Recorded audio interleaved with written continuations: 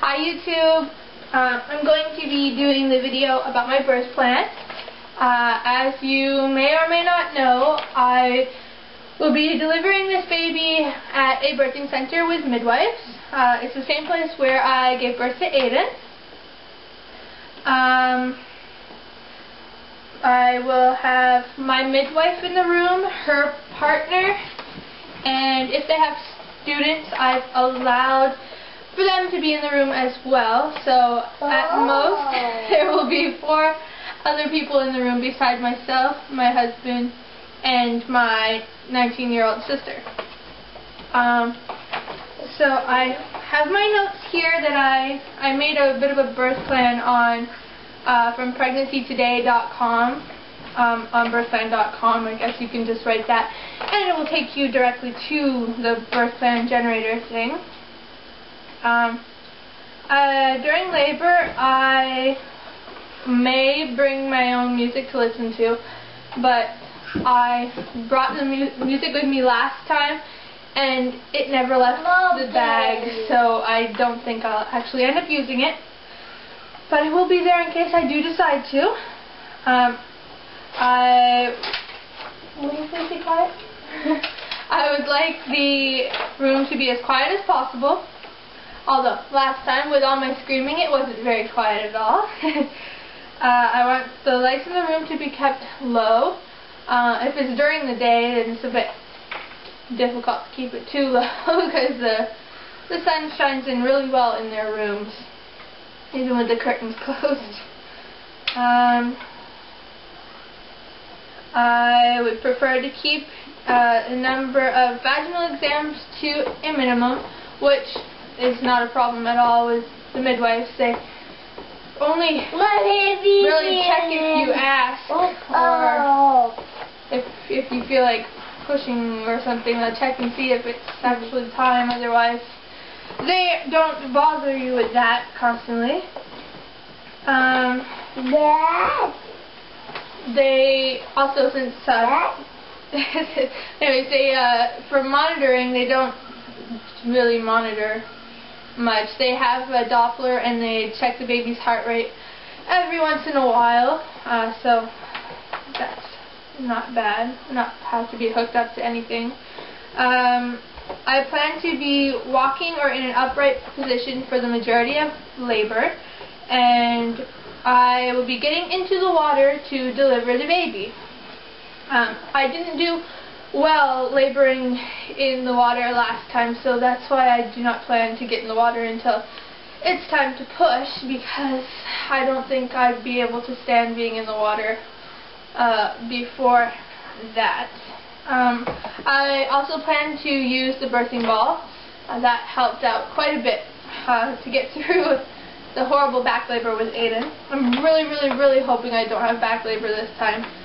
But I fully expect to, since this pregnancy has been identical to my pregnancy with Aiden, and she seems to be in the exact same position as Aiden, so I won't get my hopes up too much. If labor is not progressing, I would like to have the amniotic membrane ruptured before other methods are used to augment labor. That is pretty much the only thing that they can do anyways, other than the blue and black cohosh, I think that's how you pronounce it. Those drops, they can give you that to make your contractions more effective, but I didn't find it helped me last time, so if labor is going well without having my waters broken, I would like to keep the amniotic sac intact at least until 7 centimeters, preferably to leave it alone unless it breaks on its own, actually, since labor is just so much easier before that's broken. last time with Aiden, once I hit transition, I was begging to be transferred to the hospital for an epidural. But since I've done my research on the epidural, that is not even an option at all this time.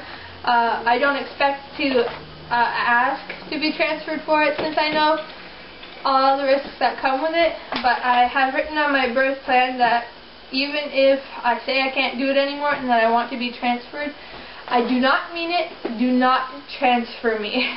I would regret it, and it would just ruin my birth experience completely. I'd much rather them ignore my screams for pain relief. When it comes to delivering the baby, I would like a mirror available so that I can see my baby's head when it crowns, and I would like to have the chance to touch my baby's head. With Aiden, I was too worried that I wouldn't want to push anymore if I saw what was going on in that area. I thought it would scare me, so I refused to look or to touch or anything to do with that area. And I gotta turn this page. I would like Jay to deliver the baby.